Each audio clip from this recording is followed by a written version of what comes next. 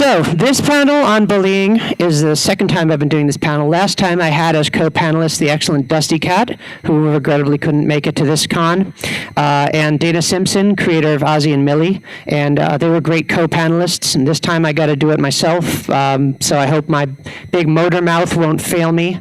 But this panel is not just the panelists, or in this case, panelist, talking, and the audience listening. This is an audience participation panel, and nobody's going to be forced to participate. You are, however, going to be gently encouraged to participate, because the point of this is to open a discourse about the nature of bullying, how it affects bronies, and how it affects people in general, and what can be done to minimize it and to bring about an end to the epidemic of bullying that plagues kids and adults. Difference is when it happens to a kid, there's no law against it, and that's the problem. So I've got some notes here, and I'm going to go based on that, but at any point, if you want to say something, you can just come up and I will hand you, let's see, does the second mic work? Testing. The second mic works, great. There are two mics here, so at any point, if someone wants to come up and chat about something, the second mic is open, and since it's such a small panel, there's no need forming a line. Just come up here and I'll motion to you when it's your turn. So actually having fewer people in the audience makes it real simple. So first off, this panel came about because of a speech that Dusty Cat made sort of off the cuff on a 24-hour charity marathon that I did to benefit, which benefit was that? It might have been the Kiki one. Now, Val, do you remember? Was it the Kiki one? I think it wasn't the Kiki one. I think it was... Yes, thank you, Michael Moranis. It was to benefit Michael Moranis, a kid who, this is the bullying panel, yes. This panel came about because of a speech Dusty Cat made during the 24-hour charity marathon to benefit this kid who had attempted suicide because he was bullied, at least partially because he's a brony. And Dusty just launched into this amazing impromptu monologue about bullying and how he had experienced bullying. You know, you think of Dusty Cat as this big, huge, tough guy, and he is, but he was also bullied as a kid, and he has a lot of reflections on that. And his monologue was so stirring that I said, Dusty, we've got to make this into a panel. People are going to want to hear this. People are going to want to, talk about this. So we did.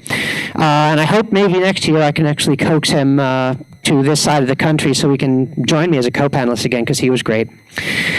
But anyways, as I said before, this is a Q&A. You can always raise your hand if you want to ask a question or state something, and you can always just come up here and I will give you the second mic and you can chat. There are only a few people here. I don't even think that camera's on. You're among friends, so no need to be shy, really. Trust me, you can't catch Tegay from me. What else we have here? All right, so we'll move on to basic concepts of bullying. Now, there's always been this notion that bullies are people who bully other people to make themselves feel better. Now, I'm not even sure if I believe in that. Sometimes it seems to be true. Sometimes it seems to not be true. But it seems that in general, a lot of people who are bullies, they do it to compensate for some insecurity. That doesn't mean that it's easy to stop it, though, knowing that fact. And that's one of the great tragedies, really. But in my experience, I found that a lot of bullies bully because they themselves are bullied, and it's sort of the only thing that gives them a sense of power. The people who might bully others because at home they might have a domineering parent who might beat them or just call them names, and they feel worthless and they feel like they're lower than dirt, and they need to make someone feel lower than them, and therefore they reach out and they bully others. But ultimately, knowing the cause won't cure the problem. And I think that's something everyone can agree on. What will solve it is an open question, and that's what the meat and potatoes of our discussion today will be, is about how are we going to stop people from bullying, and also how can we help the people in the audience who've been bullied. Just quick show of hands. Raise your hands if you've been bullied as a kid. Yeah, and that's about what I thought. For myself, it was 10 years of my life. It was the worst 10 years of my life. I never thought I'd make it to 18. This convention and all bullying conventions might have been very different had I taken that route. And I'm glad that I didn't, but I'm still very surprised. So everyone here has been through it. There's no need to be shy about coming up here wanting to talk to the mic, or just raise your hand if you want to talk from your seat. That's fine too. But we're here to help each other, and we're here to talk about how maybe we can make a difference to minimize the occurrence of bullying in the future. I actually have a fiance. He worked until very recently as a bus monitor for special needs kids. And one of the most heartening things that he ever told me is that it's the big thing now in education to discuss bullying mitigation, how to minimize the amount of bullying that goes on, how to catch bullies in the act and actually penalize them. And that's something that they weren't really doing when I was a kid, 20 years ago, 30 years ago. So things are changing, but just like with any other major societal problem, racism, homophobia, transphobia, sexism, these things aren't going to go away overnight, and nobody ever is going to have that expectation. The challenge is, of course, how do you fight something that is a society-wide problem?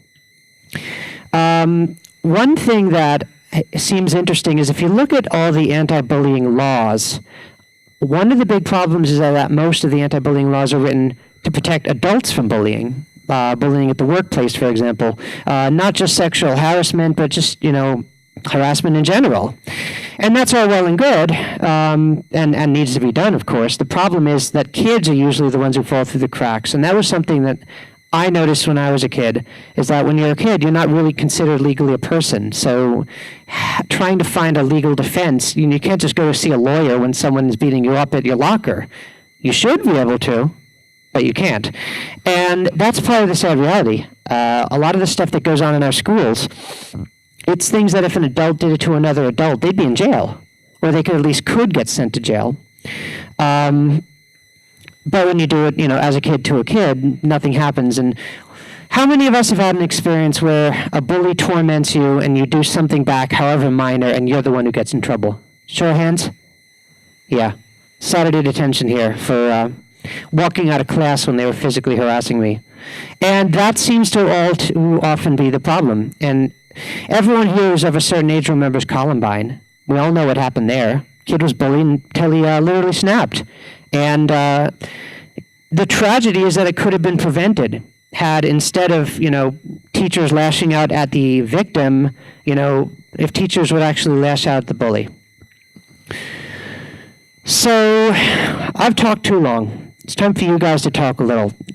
So here's a question. Does anybody here currently struggle with suicidal thoughts? No raised hands? Good. That's excellent. That's better than the last panel we did. That's excellent. But how many people have in the past, as a result of bullying, struggled with suicidal thoughts? Yeah, exactly. It's interesting. I wonder if the demographics are different in Ohio versus California. Maybe I should investigate that.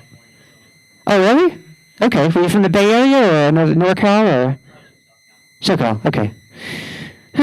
Interesting. Well, that's good. That's good that nobody's currently going down that road. And listen, I've been bullied so many times, and I've been suicidal so many times, and ultimately, the thing to remember is that life is never all good or all bad. Happiness is only moments. I think that quote is attributed to the Buddha, I think. But it's true. Happiness is only moments. And so is sadness. Sadness is only moments. You can feel like your life is never going to have meaning.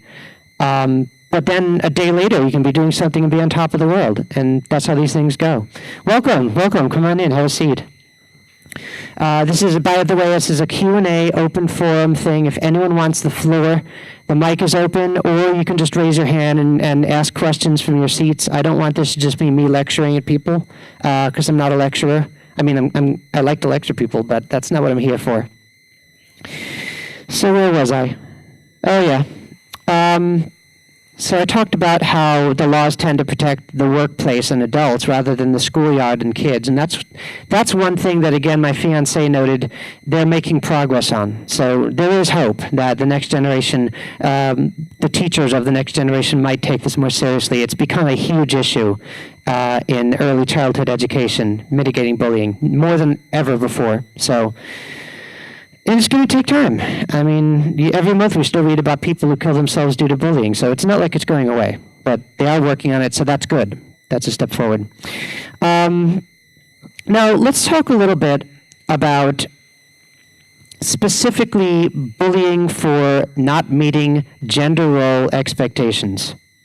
The whole man up thing, it's a very common. Raise your hand if anyone ever said you should man up or be a man, or, yeah, it's a very common thing, you know, and it doesn't just happen to us trans people, it happens to cisgender males also. There's this excellent researcher in North Dakota who's working on a study of bronies, and he did a great panel at BabsCon about gender roles as they relate to the My Little Pony fandom. And it's not just about, you know, people being trans or people being cis.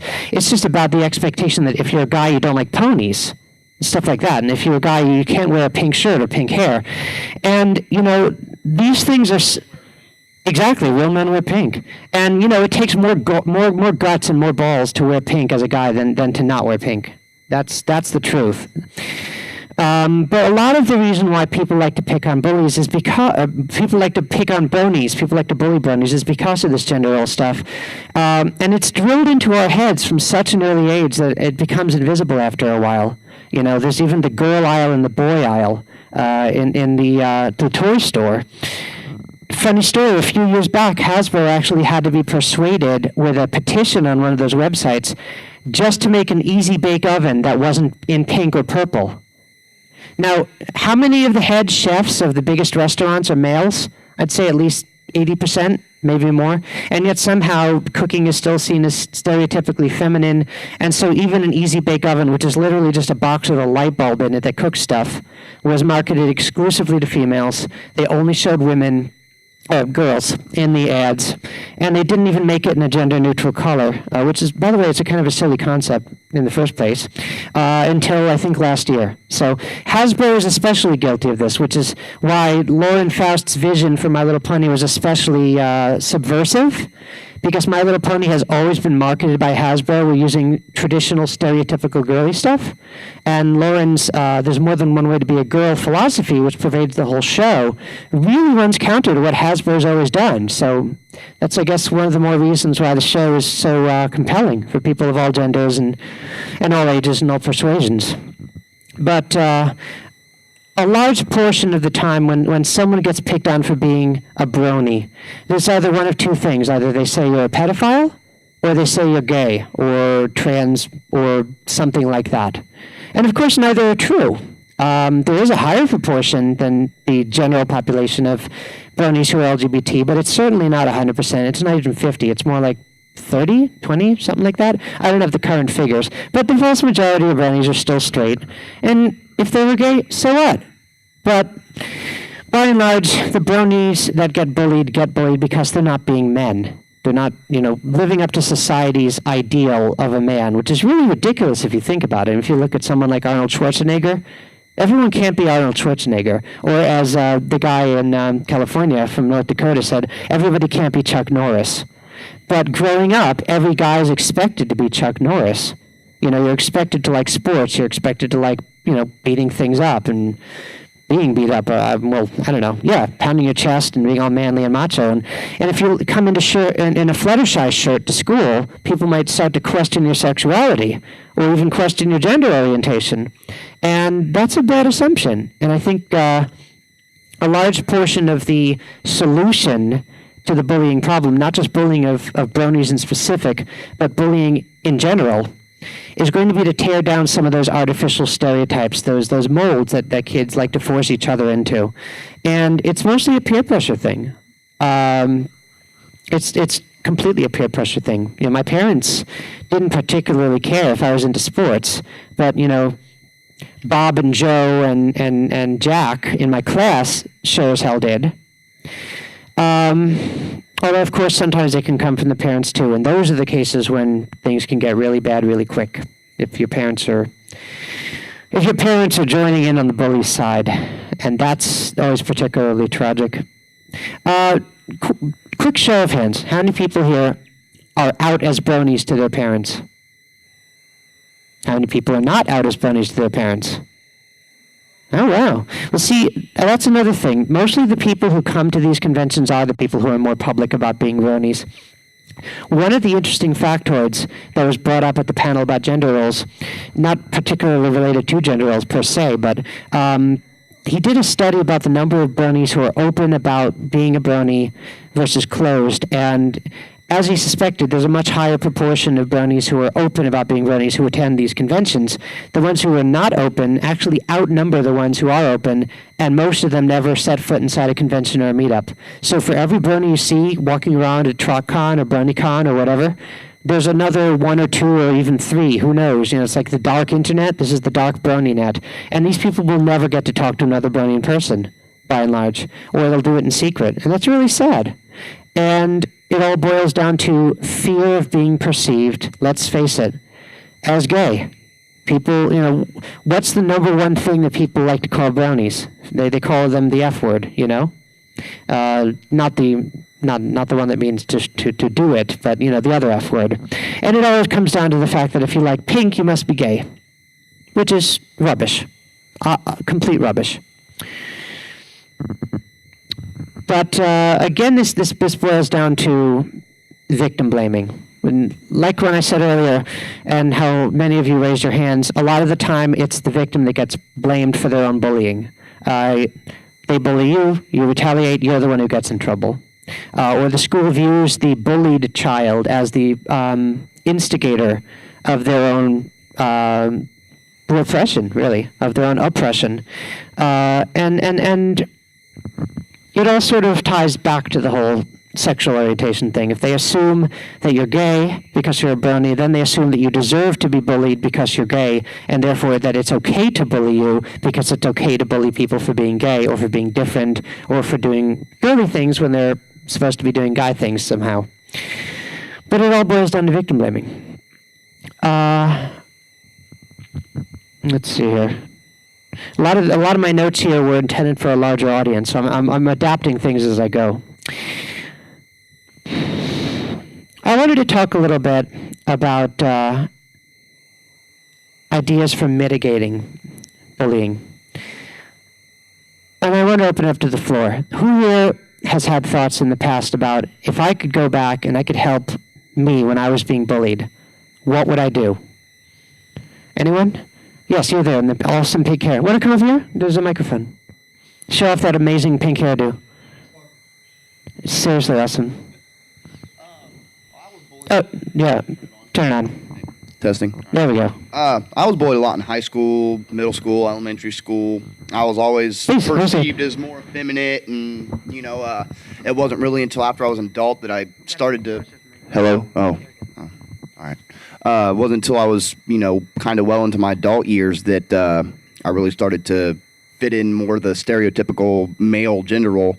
And, oftentimes I've wished that if I could go back, I'd go up to the guys that used to, shove me against the locker, and, I'd really show them what's, I'd punch them in the mouth, looking back on those thoughts now, after I've become a brony and I feel I've kind of integrated the values of the show into my core ethical beliefs, the revenge, it wouldn't do anything for me. It wouldn't do anything for anybody. It's they act like that, in my belief, out of ignorance, out of a lack of understanding for other people. Oh, and it's because of that lack of understanding, I think in a large part, that they're afraid because they just simply don't know what to make of somebody that likes little pink ponies that are meant for little girls. That thought is so alien to them that they can't help but be scared and retaliate with aggression. Exactly, and thank you so much, everyone. I think that was great. I'm glad you brought that up. 2 points that you brought up: the retaliation bit and the fear.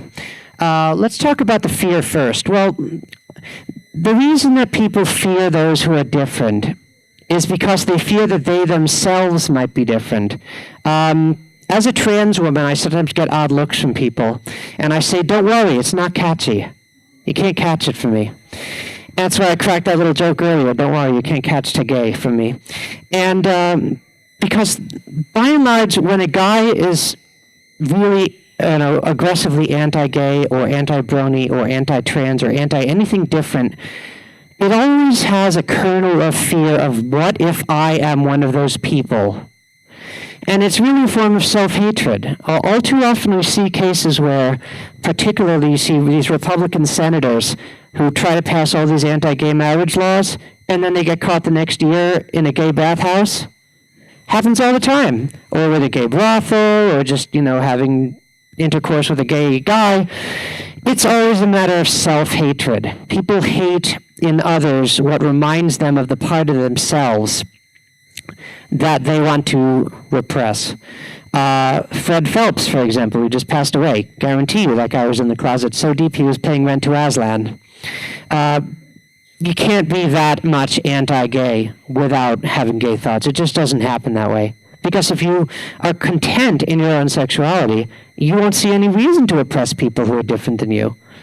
People do it to say, I'm not like these people. And at the core, that's a large part of what bullying is. It's putting others down so that you'll feel elevated yourself in relation to them. Of course, that's not really how it works, though. And again, from what you brought up, the concept of revenge. We all have revenge fantasies. Raise your hand if you ever thought about beating the crap out of someone who bullied you. Oh yeah. Beating them up, shooting them, doing worse things to them. We've all been there. We've all had those thoughts. But in the end, that doesn't accomplish anything, because that's the thing about bullying. It's a cycle. It's in its own way almost like a virus. It's contagious.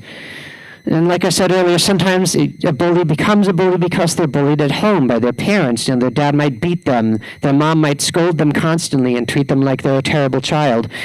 And that anger comes out through bullying sometimes. It's a cycle. Those who are hurt often go on to hurt others. Like the cycle of child abuse, very similar. People who have been abused as a child are much more likely to go on to be abusers. And there's a genetic component to that, but there's also a nurture, as opposed to nature component of that too. If I was adopted by parents who beat the crap out of me, I'd still be more likely to beat the crap out of my kids too. And it's the same thing with bullying. Being asked a question by my fiance who's running the shop in my absence, who's, by the way, awesome. And we're going to actually get married at BabsCon next year, so you should all be there. It's going to be great. Where was I? Yes, so it's a cycle. Like begets like. And I'd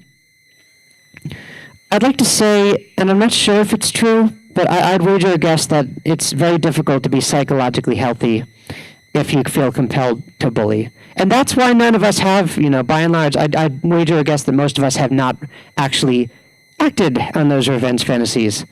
And that's because we realize in the end it won't accomplish anything. And that, I guess, is one of the biggest ways to break the cycle of bullying. For those who have been hurt to realize, I know what it's like to be hurt, and I'm not going to subject anyone else to that kind of hurt. Funny story, and I think this illustrates a number of concepts about the nature of bullying and how it is cyclical.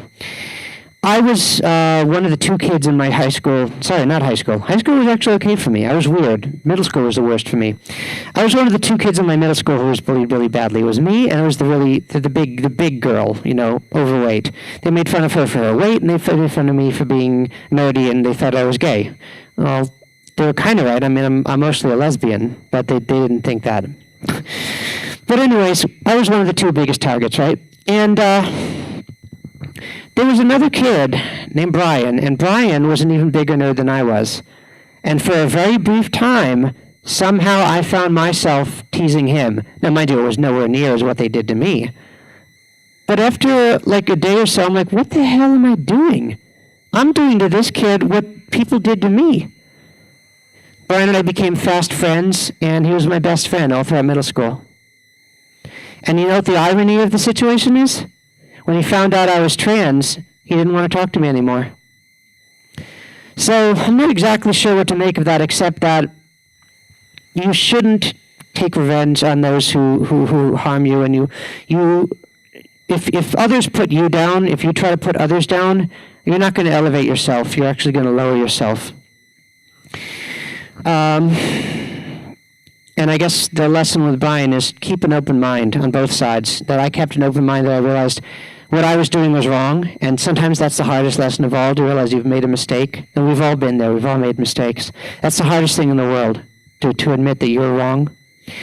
and to be open to learning of new things and of new people and new types of people.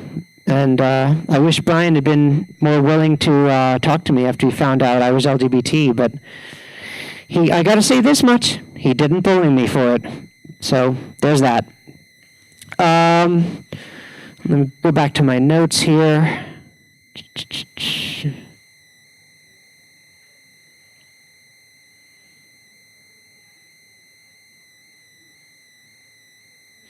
All right, I'm going to go back to the original question because so far I've only had one answer so far, and it was an excellent answer.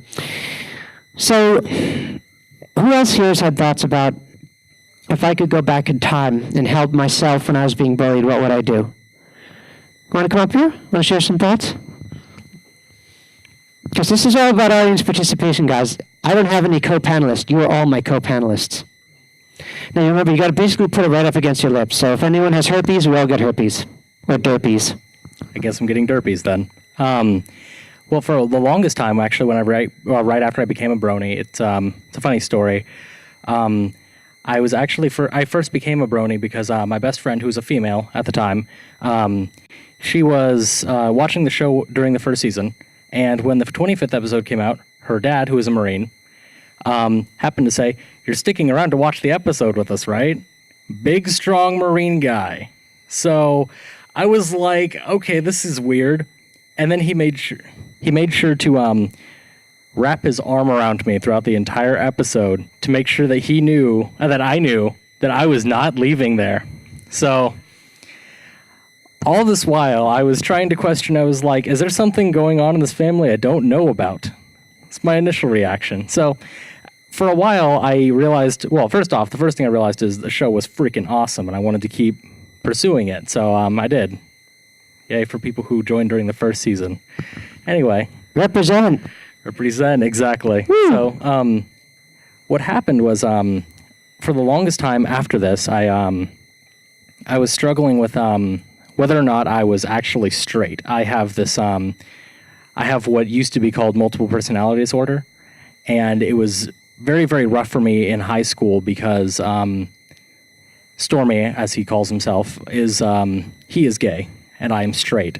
So it's very awkward trying to figure out how that works. So what I ended up doing is one day I met a friend. He associated himself with the pony flashbulb from the first season. He talked to me for a while, and I found out that, he was gay. He was one of my best friends, though, but he was gay. And I was like, okay, well, that's cool. And then he actually began to say, hey, what do you feel about gay people? Because I hadn't really talked about it, because I didn't really have a feeling on it. And he said, well, why don't we talk about it? And he really kind of dismissed a lot of the things that society had kind of pushed on me, what a gay person is, what they aren't. And he dismissed all of them. And I was like, oh, well, I'm totally cool with that. I don't support it. I don't condone it. I don't really care. Frankly, all I do is I hate the people who hate them, because that doesn't make any sense. Like, for example, what a man is in today's society is a man who has, all this football stuff up in his room, right? So we can't have stuff of pony stuff in the exact same way, just a totally different thing, and get judged for it. It just doesn't make any sense to me. So what would really help me is if I had actually had someone there to dispel all of the misinformation that society had pushed on me as a kid. So. Yeah, that's great. Thank you. Thank you very much. Misinformation is one of the biggest causes of hatred, and that's exactly why it's considered important in the LGBT community and in other marginalized communities to be out and proud, as they say. And it's not a matter of personal vainglory or trying to put down those who are not in a minority. As a lot of street people say, why isn't there a straight pride month? Well, the reason why there's a gay pride month, and the reason why there are gay pride parades, and the reason why there are brony pride products, and there are trans pride products, and all this stuff, is because misinformation breeds in silence. When people are invisible, that's when the misconceptions come in. And that's something I work on within my own community. For example, the trans community. I do a lot of talking about how important it is to do visible advocacy work, because what a lot of trans people do is they transition and then they disappear into the woodwork. And then society has two ideas of what trans people are like. Either they're the crazy drag queens on Jerry Springer, or they're prostitutes. And so again, like you mentioned, there are stereotypes that people build up about various groups of people: bronies, gay people, trans people, black people, white people. And the stereotypes always have some grain of truth in them, but that doesn't mean much. I mean, a pearl is made from a grain of sand, but I wouldn't pay as much for a grain of sand as I would for a pearl. So you can only really fight stereotypes in the open. And that's part of the thing that makes it important for people to self-advocate, and if they don't have the strength to self-advocate, to find someone who does, to a group that does, and that's why group cohesion among marginalized groups, people like bronies, for example, is important. People. I'll tell you something that has really grated on me personally, because I'm a feminist. And I appreciate the feminist underpinnings of the show, and Lauren Faust is a feminist, and she put a lot of her thoughts into the show. And a lot of feminists look down at bronies and say, hey, bronies really shouldn't be doing this whole bronies are oppressed, thing, and basically they laugh at the concept that bronies are oppressed for being bronies. I can't do that, because even though I'm a feminist, I was also born and raised male, and I was oppressed because I didn't like male things. And that's a very real thing. And the fact that I almost killed myself due to it shows how serious and how real a problem it is. So you can be oppressed for all sorts of different reasons. And trying to fight for your own right to be happy in your own life with your own interests and your own drives is never something to be laughed at. People throw bronies, they're like, My Little Pony. And yeah, it's funny, even as a brony, one has to laugh sometimes, but at the end of the day, what makes you happy makes you happy. And there's nothing wrong with that. And that seems to be the common theme, really, in all prejudice. You ever notice how whenever someone's trying to pass a law against a group of people, it's never a group of people who actually do things wrong? They never try to pass laws against people for being jerks, but they try to pass laws against people for liking the same sex, or they try to ban bronies from carrying brony book bags, which also don't harm anybody. And that seems to be a problem. It seems to be a pattern, really, is that people don't oppose people who are bad. They oppose people who are different. And then they conflate the two together, and they assume that what is different is bad. And that's at the core of a lot of bullying. I was bullied because I didn't fit in with the stereotype of what a male was supposed to be, and therefore that was bad. And therefore, by extension, I was bad. And a lot of the anti-bullying stuff, anti-brony stuff, falls along the same lines. So thank you again for bringing that up. Anyone else want to take the question? If you could go back, what would you do? Want to come up here? Sure.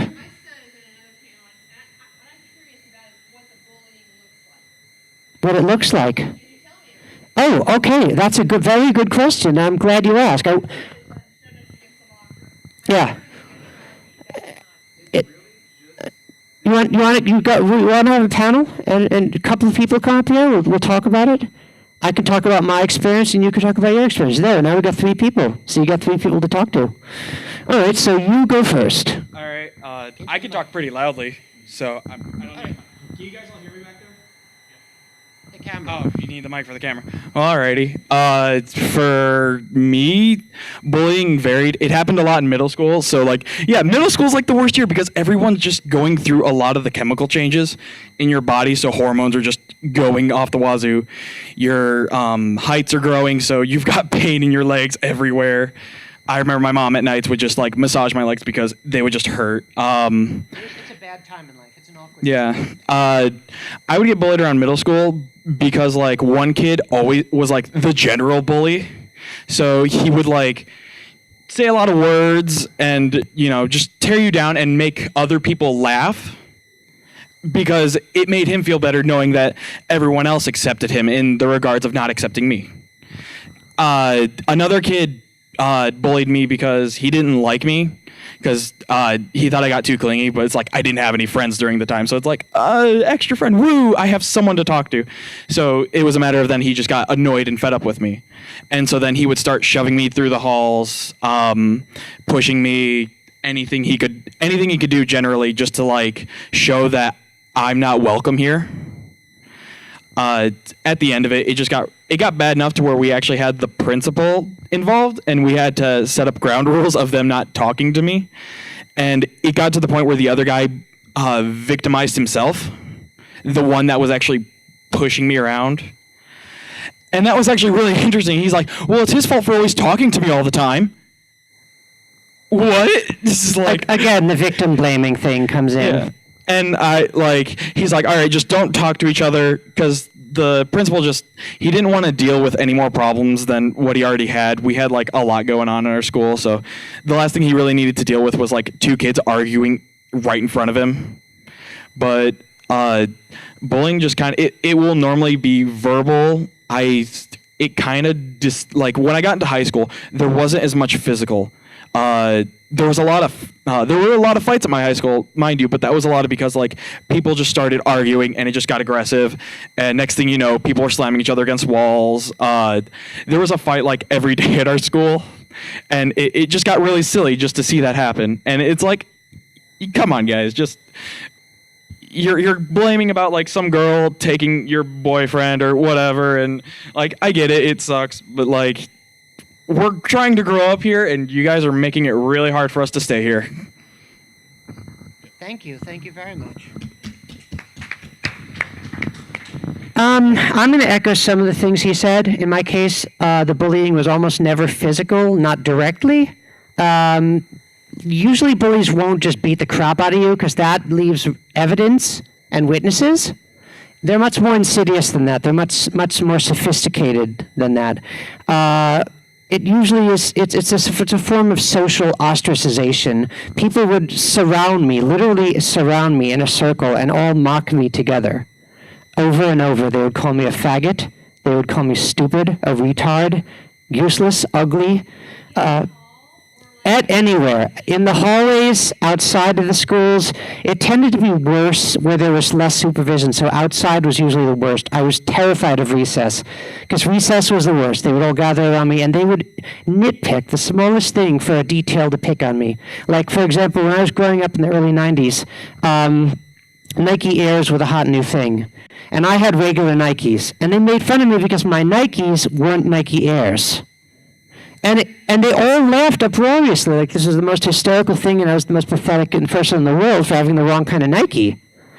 But that's the sort of thing bullies do, and it seems really stupid as an adult. Looking back on it, it seems ridiculous, and it was ridiculous. But when you're a child and you're still maturing, and your brain is still developing, honestly, your brain is still being created, and if you're told every day of the week, year after year after year, that you're a worthless sack of dirt, you don't deserve to live, and you should just kill yourself, well, sometimes that ends up being exactly what happened. And that's the route I almost went down. But yeah, it's usually not physical. It's much more insidious than that. It leaves scars that last for a lifetime sometimes. I still can't walk past a group of children without being afraid, particularly middle school-age children. I'm 35 years old, I weigh 200 pounds, I'm 5'11", I can lift my own weight, and I'm afraid of middle schoolers. That's how deep the scars can be. So that was mine. You want to say something? You want to come up here? Please, share with the group. I wanted to say that the core of the problem is rejection, exclusion, unwelcome. That is the overarching theme of all bullying, to keep people out of your group. Exactly. We are the cool kids, and you are the loser. You are the untouchable. You're like in the Indian caste, the untouchables who no one's allowed to deal with. The people who are bullied the most become a sort of untouchable caste. No one wanted to have anything to do with me because I was the victim. No one chose me for their teams, like the old stereotype goes. Nobody wanted to be on a project with me. Nobody wanted to have anything to do with me. The stain of my name was too great. And that's all it is. It's social rejection. It's rejection by the community. I think I'm gonna add on a little to that too, and I honestly hate to say it and hate to agree with a lot of people. And it feels like mostly that there's little to nothing anyone can really do about it. Like, I mean, you can talk to people. I mean, I feel like at that point you could pretty much bring in like services to help you out, and you can talk to principals and whatnot. And a lot of times they'll bully you harder for that. It faded away for me once we got the principals involved, because then they realized that the moment it would hit to their parents, it would just be over for them. So the last thing they wanted to do was touch me again, because then it would just hit them again. Because then it becomes a matter of like, because the problem with bullying that I see is like, it's a matter of a person that hits and they're not hit back. You know, and that's kind of how a lot of like, I would say like fist fighting starts, is that the moment that other person hits, that's when the swings start going in. That's when everyone gets in it. And while you can't exactly use fists to fight bullies, because it's just fighting fire with fire, you're just going to make a bigger fire out of it. Exactly. You can, I would say like trying to bring in like a principal for sure, and like ending it once and for all, just like dousing that fire that they have with you and just finding like the quickest source of ending it. Because the moment that happens, if anyone else tries to pick on them and that person is associated with those people, they're going to get it too. So it makes it harder for them to want to bully you. And I think once you get into like middle school and high school, there is no more recess. So there's no more like backyard bullying. In the halls for me back at high school, it was a cramped school of like 3,000 kids. I had a graduating class of 980. We filled up, if anyone knows the Notre Dame College, we filled up that stadium. It was pretty big for my graduating class. So it, like, a lot of people just go in and out, and a lot of the bullies too, afterwards, they just kind of like mellow out. Like a lot of the bullies that I had, just like, they grew out of it. You know, they realized they were being stupid, and, you know, they felt sorry, and a lot of them apologized to me afterwards too, so. You were lucky. That's more than I got most of the time. Then again, I kind of tried to disappear, you know, from these people. But yeah, let me say something, by the way. You as a parent taking an active role and trying to deal with this problem, you're doing the right thing, and I applaud you. My mother tried to deal with the issue too. Yeah.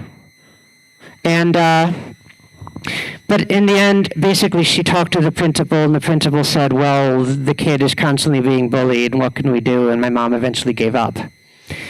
That's the worst thing you can do. Because my mom gave up, I almost died. I was almost put in a homeschool, not a homeschool, a private school. I wish I would have been. But by the time I finally got around, my parents actually got around to letting me apply. The waiting list was so long I never got in. But keep at it, and don't accept the, well, it's just a thing that happens defense. Because that's what the school system sometimes will like do. Even in the modern age of let's work on, you know, combating bullying, sweeping things under the rug until they explode is still status quo in a lot of places.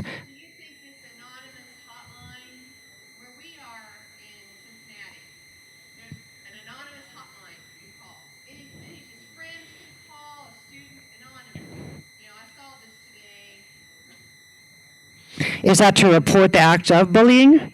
To be honest, I'd say that that's worth the phone line that it's on. That's not worth the paper that it would take to print a flyer for it. It's like writing a message into a black hole. Bullying is an active process, and the problem is there's usually no one to step in and stop the bullies from bullying. There's usually no teacher or parent or principal who steps in and breaks up the bullying and says, you are getting the Saturday detention because you were picking on this kid, and protect the kid, or at least, you know, not to hurt the kid for being the victim. I don't think anonymous comments to a helpline are going to do squat, to be honest. You're going to have to actually talk to the principal, and you're going to have to follow up. And to be honest, the solution might just be to remove the kid from the school altogether. Sometimes that's the only solution. But that depends upon how much you can gain a foothold with the principal, with the guidance counselor, etc. But sometimes principals, tend to be authoritarian. They go with the majority. They go with the cool kids. And so in that sense, they basically side with the bullies. I was once given a Saturday detention by this vice principal. He said, well, you got sent up to my office, so the least I can give you is a Saturday detention. And I said, why? He said, that's the rules. I said, they were attacking me physically. I walked out of the room, and you're telling me you're forced to give me a Saturday detention? He said, yes.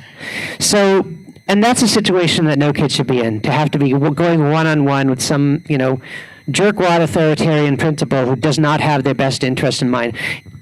Always make sure that your kid has you in his corner, especially in any dealings with the school authorities, because a principal can absolutely steamroller a kid. And I wish I could have gone back in time and, played mama bear to my child self and protected myself from Mr. Evans, the vice principal. But you're in a position to actually do what I wish I could do. So more power to you. Yeah, I was lucky enough to actually have that principal. Now that I realize he was actually the vice principal, I was lucky enough to actually have that vice principal that's just like, all right, this ends here. I don't want to see you beating him up again. If it does, I will suspend you. Everything's going down. Your parents will be involved in this. And it actually got to the point where he was going to start threatening criminal reports on the kids. And I was just for me, middle school, I was lucky enough to that happened. Once it got into high school, I would say kids start unless you pick fights and you just get fed up with the people and you start fighting with them, if you don't have a group of friends in high school, it's going to be really hard. I was lucky I got a group of friends, 30 friends. That's a lot for a high school, but going to a high school where graduating class is huge. It's still pretty small, but the rule for that then is if you were in a fight, it doesn't matter who it was, both of you are in trouble. If that person starts the fight, they get suspended. If you don't even do anything, you get suspended regardless of the situation. I'm and that's a very common thing with the zero tolerance policy is if you even defend yourself, you get penalized just as much as the person who was hitting you. Yeah, I guess I don't comprehend. I even talked to the principal too. I'm I don't even comprehend why that would be a thing. And a lot of it partially because of how big the school is and that there's so much money going into it that the parents would get upset regardless. If they were to punish the kid harder, they would get upset regardless, and it's just going to cause more, and it's going to cycle more problems. And I'm really sorry for the other guy that I'm just hogging all the microphone time. No, you brought up good stuff, but yeah, it's his turn. So let's pass these mics. Whoop. All right. Thank you. And no, don't worry about it. No, I agree with quite a bit of what you're saying, and I was really one of the luckier ones. I've been more or less certain about my sexual identity for a while, so I didn't have to worry about anything like that. And when it came to middle school and going into high school, I always would hang out with just a huge group of girls. So I never got picked on as, oh, you're gay or this and that. It helps to have a whole crowd of beards. Mm-hmm. It really does. But no, so all of that, I wasn't really bullied too much throughout my school years. So I got the lucky end. I got a draw first, and I got the good straw. I guess I could say. But really, the whole thing, I was more of the person where when people got bullied, they would come and talk to me. Because I would always be open for those people. And really, a lot of the time, when it comes to bullying, it's more mental than people think. Because, yeah, you can get picked on physically, and then you can have people mocking you, but then you take that into effect on a mental state of mind. It's crushing. It can really destroy you, and as you were saying earlier, how it was affecting you and how you had gotten suicidal thoughts. And with Michael Moronis, same thing. Being bullied because he was different. And that it really does weigh on you. And after a while, it can take a massive toll. And that toll can be more than anyone else would imagine. Yeah, that's the thing. Physical scars heal. Mm-hmm. Mental scars sometimes don't. I mean, the only scars on my body are from my cat. But the scars on my mind, my psyche, my what some people would call a soul, those will never go away. I'll never be able to walk past children laughing without assuming they're laughing at me. To this day. I'm a grown-ass woman, and I still can't go past kids laughing without being afraid. Mm-hmm. And that's a terrible thing. That's something that no one should have to deal with. No child should grow up fearing every time they hear laughter. And that's why it's a mental thing. It's a mind game. Yeah, and I think one of the other luckier things that happened is I just became a brony April 2013. And like at the very end of April, I had like 2 weeks left of high school before graduation. So I didn't come out until that June. So everything was gone and done, and the only people I talked to were my really good friends. So they were the only ones that really talked to me back about it. But all in all, just the whole bully thing, when it comes to like graduation and stuff, my graduating class wasn't even half the size of yours. 350, still a big class, but no, Midwest. So. Oh yeah, no, mine took maybe 2 hours. So. My high school, the graduating class rented out the entire Orlando Magic Arena. It was massive.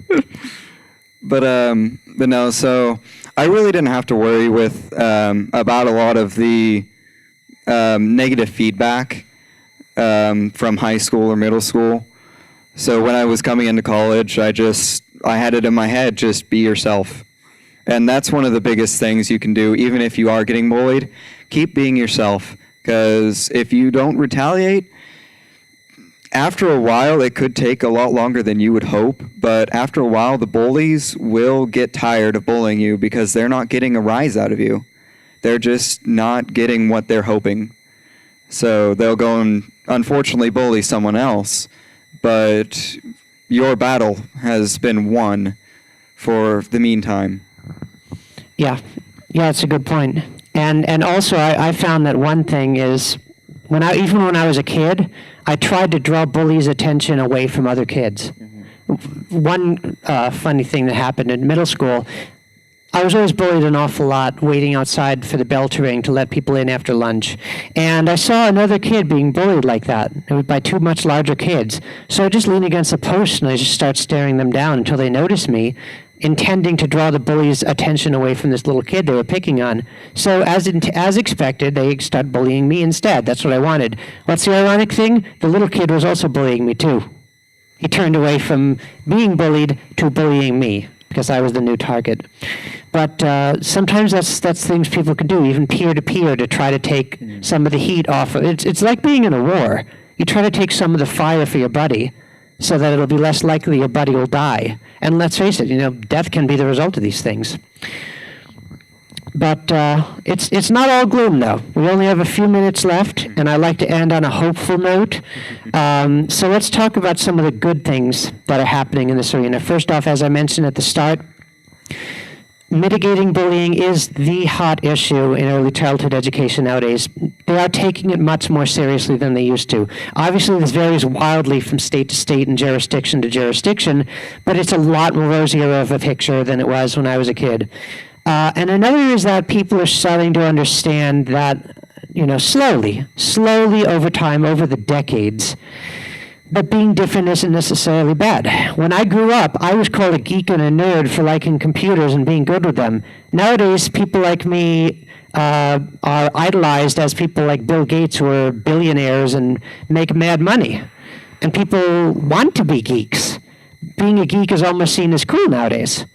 And it's not seen as something to mock someone for. The nice thing is that this happened without finding another group to mock instead. It didn't swing around the other way and suddenly being a jock is uncool. No, being a jock is still cool, but being a geek is cool too. So this is progress. People slowly learn, hey, those people who are different and weird, they're still kind of cool. And the same thing is happening over time with gay people and trans people. It takes decades, and trans people are decades behind gay people, and gay people are decades behind black people. But over time, society adapts to minorities and adapts to the fact that being different isn't bad. I mean, when I grew up, everyone assumed being gay was bad. Nowadays, what I hear from people who are the age I was then, they're like, so the people are gay, who cares? And, kids still use gay as an insult, but it doesn't even mean homosexual anymore. It just means I don't like it. And that's a problem in and of itself, but, like the South Park episode said, using that word doesn't have any reflection on sexuality half the time. So, for the first time in our nation's history, a majority of Americans believe anyone should be allowed to marry their partner regardless of sex. This is a momentous time in history. And that progress is very real. And it's taking time, but it is making a tremendous impact. And I'd like to believe that at this rate, people aren't going to be committing suicide in a few generations, but these things do take time. The best thing that we can do is to support each other from victim to victim, bullied kid to bullied kid, from adult who was bullied to kid who was being bullied, At the last panel I did of this in California, there was this one kid in the audience who was like 14, and he was actively suicidal because he had been bullied. And I said to him, listen, if I had listened to the bullies and taken what they said to heart a little bit more, and I wouldn't have been here, if I would have gone down that road and killed myself, there wouldn't have been a BronyCon. There might not have been a TrotCon. Certainly the history of this fandom would have looked very different. And I know that there are some people who wouldn't be here if it weren't for what I've done. I'm glad that I stayed and hung on, because I've been able to make a positive difference in people's lives. But it's only through the clarity of decades of time and therapy and medication and meditation and all sorts of pain that I've been able to do that. And I've got the 5-minute warning. It's actually 4 minutes now. But basically, we're all in it together. And I've found that sometimes small acts of kindness can save lives.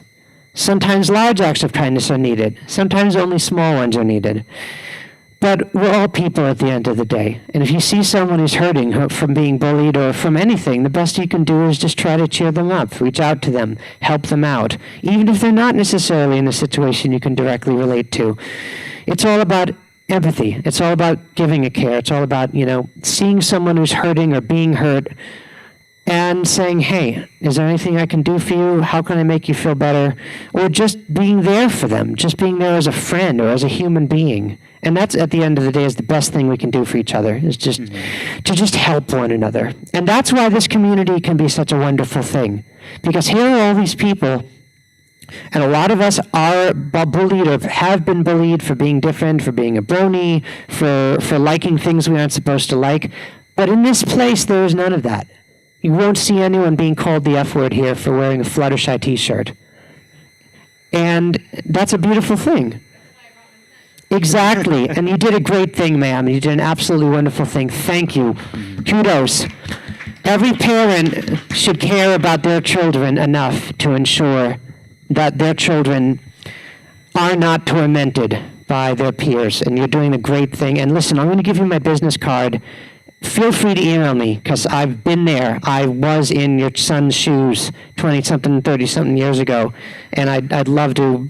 You can pick my brain anytime. I'll give it to you. Come see me when we're dismissing this panel, which will be in all of 2 minutes. So any last questions, comments, statements? I actually had something I wanted to add on. You were talking about how the progression that we've had with like the gay rights movement and everything. One of my friends, actually, the other day, met him through film fiction. I used to read some of his stuff, and now I help him brainstorm on some of his stuff. But met him through film fiction, and he's 26, going on 27, and he just came out as being gay on, and he put it on Facebook. His mom kind of got a little angry on him that she had to find out through Facebook.